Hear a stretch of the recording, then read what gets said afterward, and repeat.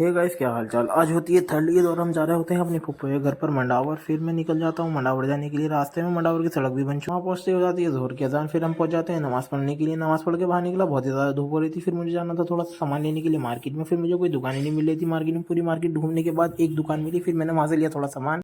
सामान लेकर के मैं निकल जाता हूँ फिर फुप्पो के घर जाने के लिए। फिर हम पहुंच जाता हूँ फुप्पो के घर पर। वहाँ बैठ करके फिर हो गए असर की अजान। शाम में के टाइम फिर हम पहुंच जाते हैं असर की नमाज पढ़ने के लिए। रास्ते में मास्क मिल गया सब्सक्राइबर्स का। फिर मैं पहुंच जाता हूँ अपने फुफेरे भाई की दुकान पर, जहाँ पर आपको कोई सी भी किसी भी साइज़ की साइकिल मिल सकती है। वहाँ से आप ले सकते हैं। और कोई सा भी गाड़ी का टायर लेना हो, बाइक का, कार का, कुछ भी मिल जाएगा। वहाँ पर दानिश नाम से बस अड्डे पे दुकान है मंडावर के। फिर मैं थोड़ी देर बैठता हूँ, वहाँ से फिर मैं निकल जाता हूँ अपने घर आने के लिए। सामान देख करके, सामान सारा हाई क्वालिटी वाला था, बढ़िया। फिर हम निकल जाते हैं मंडावर से घर आने के लिए। सामने जा रहे हैं माधुर पापा दूसरी बाइक पे, और मैं था दूसरी बाइक पे।